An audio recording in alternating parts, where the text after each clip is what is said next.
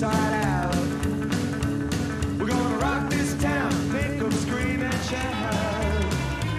Let's rock, rock, rock, man, rock, gonna rock till we pop, we're gonna rock till we drop, we're gonna rock this town, rock it inside out. Rock'n'roll ce matin avec Anne-Christine, bonjour. Alors, Bonjour Laurent. Je ne sais plus comment on doit l'appeler, le salon de l'auto, le mondial de l'auto. Bref, ce grand rendez-vous mondial, dans tous les cas, de l'auto à Paris vient de se terminer Porte de Versailles. Il y avait également pas mal de motos, de deux roues qui étaient exposées avec la nouvelle tendance qui fait fureur, à savoir le deux roues électrique. Et Électrique. là, on pense aux scooters à juste raison. Exactement. Alors en fait, il y avait le mondial de l'auto, il y avait le mondial de la moto, il y avait aussi le mondial de la mobilité. Bref, il y avait un mondial avec plusieurs disciplines, entre guillemets. Mondial à deux roues. 2, 4, voilà. plein. Les ventes de scooters électriques, enfin de 2 ou 3 roues électriques ont progressé. En 2017, c'est plus 28% pour les motos ou les scooters électriques et plus 34% pour les cyclomoteurs électriques.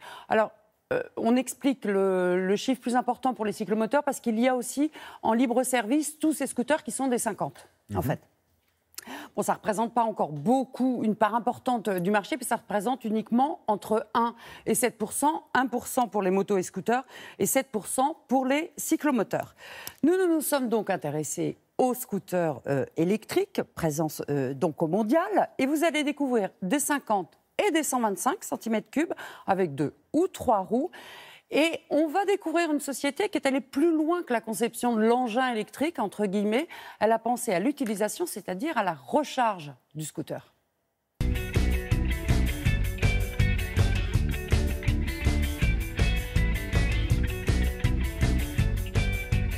Kymco donc, va mettre l'accent vraiment sur le système de batterie, sur les batteries amovibles qui font chacune 5 kg et qui ont une autonomie de 40 km. Et également, il y a une batterie interne qui est fixe au scooter qui vous permettra d'effectuer entre 15 et 20 km pour vous rendre à une station de recharge.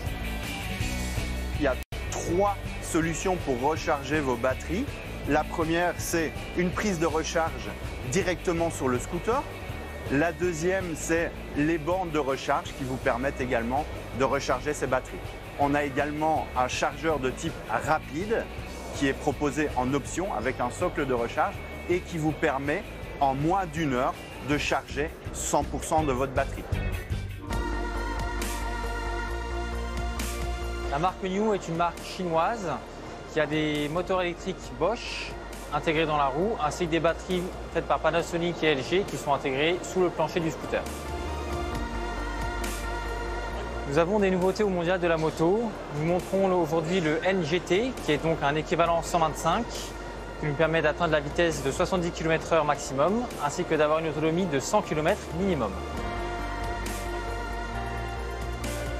Nous avons aussi une autre nouveauté qui est le M+, un modèle plus compact qui donne aussi 100 km d'autonomie minimum, mais qui est un équivalent 50 qui roule donc à 50 km/h maximum. Sur le modèle NGT, vous avez 2 batteries de fournies de série qui font 11 kg chacune, interchangeables bien évidemment, qui vous procurent donc une autonomie de 100 km minimum. Vous avez un chargeur en fait qui est une sorte de multiprise qui permet de charger les 2 batteries en même temps, en 3h30. Vous pouvez choisir de fonctionner avec une seule batterie si vous le souhaitez, mais vous aurez que la moitié de l'autonomie.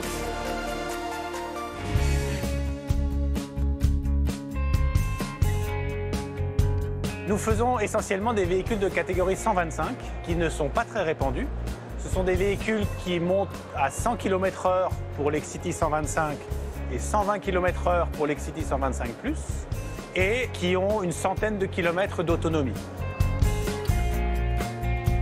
Vous voyez derrière moi notre dernier né, qui a en effet 3 roues. Le moteur électrique est dans la roue. Grâce à ça, on arrive à avoir un train arrière très simple qui nous permet d'avoir donc 2 roues arrière motrices et une fourche avant beaucoup plus légère puisqu'il n'y a une seule roue à l'avant.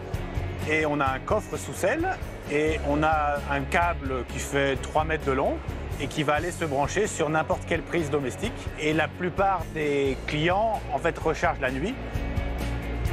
Fourche avant légère, marche arrière et 2 roues motrices. Ça fait un véhicule d'une maniabilité tout à fait extraordinaire.